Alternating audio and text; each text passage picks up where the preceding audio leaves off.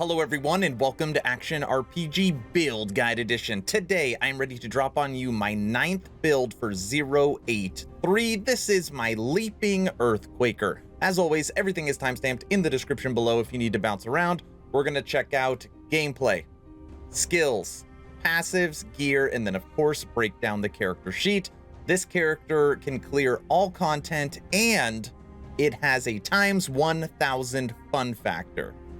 You will see what I'm talking about. Let's not waste any more time and jump right into this. Starting off with some gameplay. Now the skills I'm going to be using are Fury Leap, and every time you leap you will make earthquakes. Earthquake, which you can cast manually. Warcry, which is going to pull enemies in towards you, give you survivability and crit chance.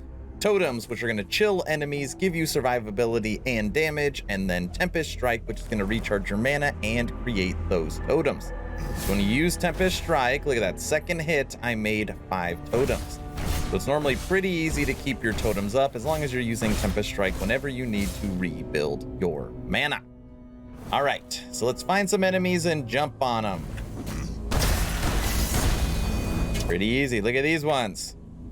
Impossible. I love jump abilities. So I wanted to design this character around my D3 Leaper. And that's where we're at. Come and get me.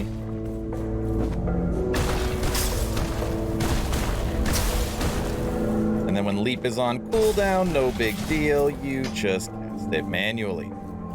And on here, so again, you could pull enemies in, Earthquake, or you can just jump around.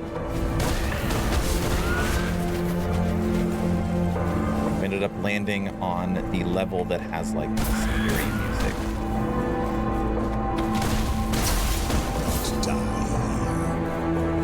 And by the way, this freaking build is tough as nails. Let's keep going.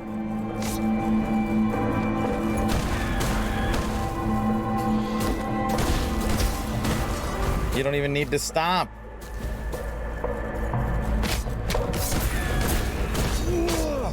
We need to stop, get some mana back, get our totems back up.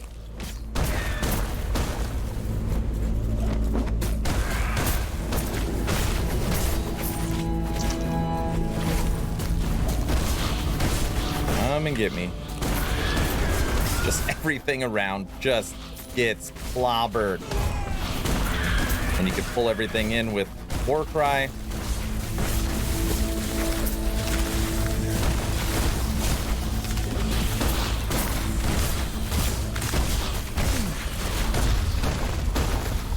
Pretty easy. It's actually very easy, but how does it do against single target? So let's fight the Shade of Orbis. Who will win? The Leaping Earthquaker or the Shade? Oh, the Void one. I don't like the Void one. Damage is going.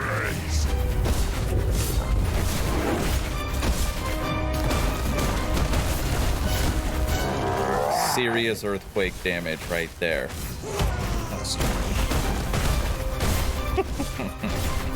Oh, we'll be alright.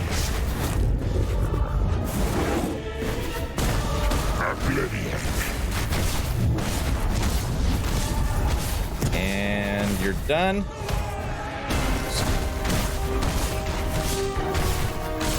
End it with a jump on his head. Shade of Orbis down. Let me show you how to recreate this build. So let's check out the skills, starting with Fury Leap, which is obviously an important skill since this is a Leaping Earthquaker. Now the damage from Fury Leap is not important. What is important is you could leap as much as humanly possible, because obviously you want to jump around. 3 into Crater, 4 into Savage Impact, 1 into Aspect of the Mantis. Now every short jump, Aspect of the Mantis will reset your Fury Leap as long as you kill an enemy. Okay? Then you want 1 into Panther Strike, 2 into Crushing Impact, and 4 into Regain Stamina. Now Regain Stamina will also reset your Fury Leap, and this is just on 20% chance on kill. So they both have a 5-second cooldown, so you know you can't use them in tandem, which sucks, but I look at it as this will reset it on short leaps, and this will reset it on long leaps, or if I just am killing and not leaping at all. Okay? Then you want 5 into Warrior's Entrance. This will give you 100% increased damage boost, which obviously will then affect Earthquake. Very good skill, perfect synergy. Tempest Strike, your mana builder and your totem rocker. You want 4 into Reinforced Stone, 1 into Earthquake, 1 into Hailstorm, 1 into Grounded. This will get rid of Lightning Bolt. 2 into Thirsty Blades, 1 into Charged Stone, 1 into Deadwind. And then right here, you want 4 into Earth's Aid. What this is going to do is every time you create Earth Spikes, you are going to make 5 Thorn Totems. Okay? And it's like a 40, it's a 20. Yeah, you have a 40% chance to create Earth Spikes. Now, on times you don't make Earth Spikes, you are going to make 20 mana. And on every swing of Tempest Strike, you're also going to create mana. You're either making totems or you're creating a bunch of mana. That is the way it goes. Good skill, doesn't do a whole lot of damage. Earthquake, your main damage dealer. Now, this is a fire skill, but it does more damage to chilled enemies. I'll explain. I know it doesn't make sense. Give me a second. 5 into Rupture, 1 into Slam, 1 into Tide. This is going to make it where you hit 3 times. So again, you could jump, Earthquake, and hit 9 Earthquakes at pretty much the same time. Really cool. 4 into Concussion, 1 into Staggering Force. And by the way, the cooldown on Earthquake does not count on when you're using it for leap, which is really good. That was tested on stream yesterday. 3 into Outbreak and 5 into Shatterquake. Damage against chilled or frozen enemies plus 150. And by the way, before anybody says you should run this as a spell, the way we are doing this, you cannot run it. I streamed for over 6 hours yesterday, and we tested everything creating this build. Spell does not work. Earthquake. Moving over to Warcry, you want 5 into Deep Roar, 4 into Battlecry, 1 into Ferocity. This is going to give you all your crit chance. It's going to put you into the mid-20s, I believe, for crit chance. Then you want 1 into Juggernaut, 3 into Breath of Eterra, and 1 into Purging Shout. This will cleanse all ailments, this will heal you, and it'll make you invulnerable after using it. Then you want to come up, 4 into Staggering Roar, and 1 into Apprehend. Now, this is going to have the largest area it can. It's going to have the longest knockback distance, and it's going to have the longest pull. So the idea is that it's going to grab everyone and bring them all to you. Another good skill.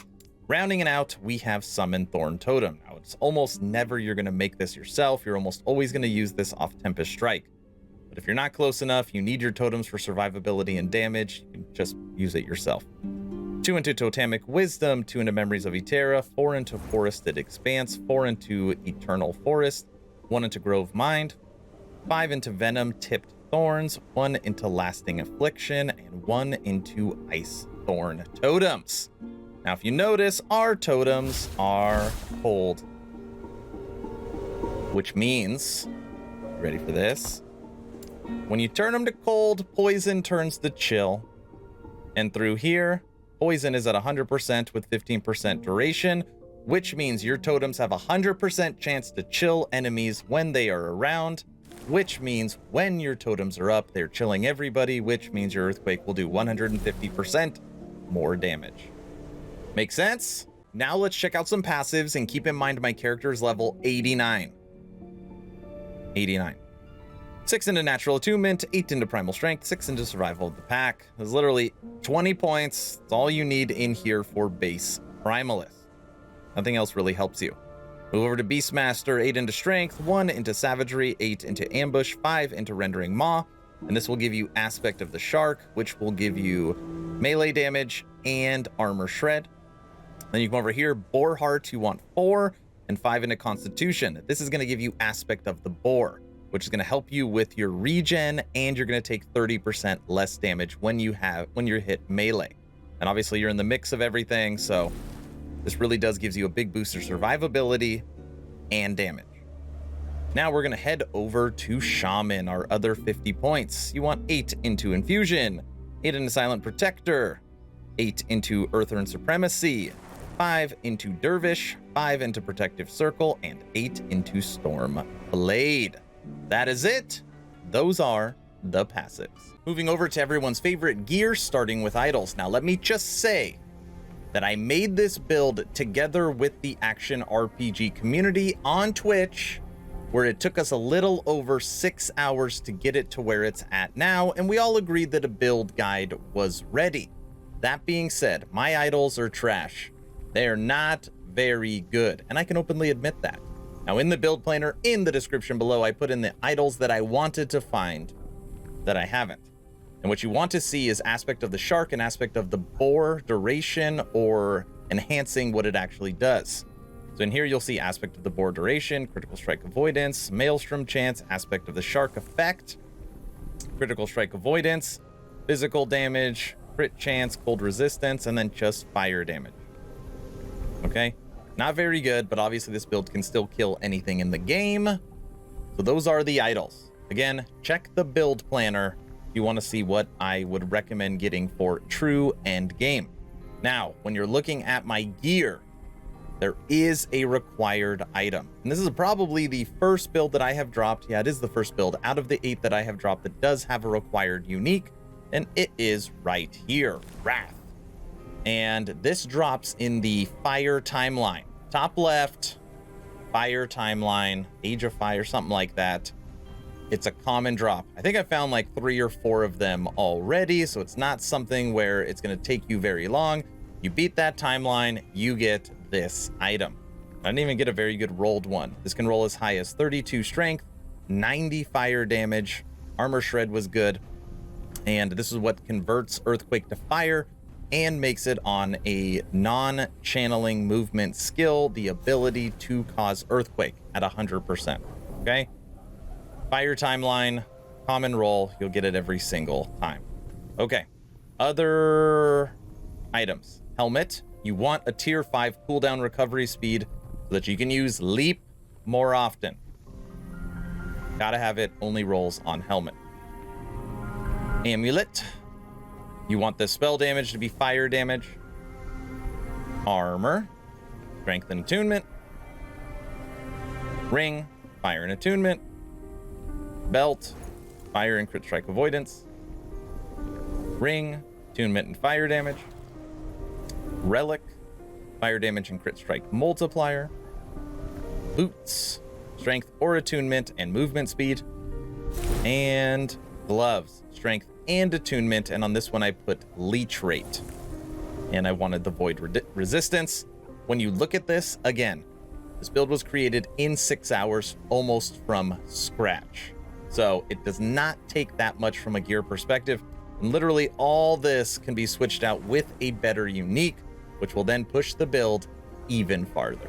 Now let's check out the character sheet. And remember, this build could be so much better if you had the right gear. We have 66 points into strength, 59 points into attunement. Resistances are okay, 68, 60, 47, 51, 0, 77, and 54, but hang tight. They're gonna look better. Movement speed 36, armor 46, block nothing, block effective is nothing, dodge nothing, stun avoidance is good, ward retention not good. Crit chance at 11, but it will get better. Critical strike multiplier 224, melee damage 70, fire damage 276, defense 100, endurance 45, endurance threshold 202, and then other, all you care about is chill chance 64, because 150% more damage to earthquake if they are chilled. Now, we remember totems, right? When we use Tempest Strike, we can make 5 totems. Now look at our resistances.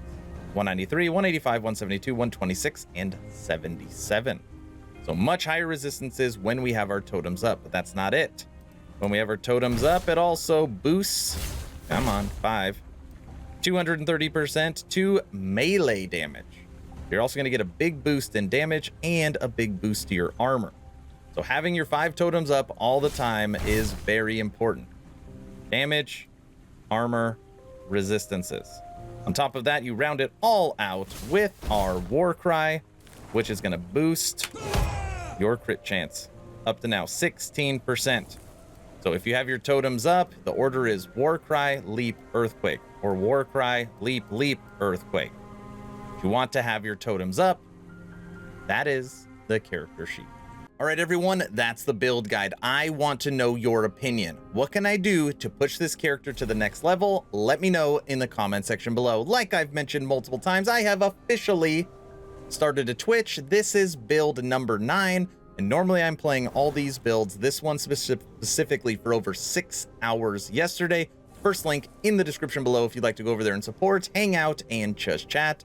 It's always a really good time. If you haven't had a chance to join the official Action RPG Discord, please do so. We're now over 1,100 members, great conversations every day. The idea is to create a gaming community that could jump from game to game together so you never start the server alone. Link for that Discord is also in the description. I hope you all enjoyed this Leaping Earthquaker build guide. Hopefully you were entertained or at least learned something. Aaron, out.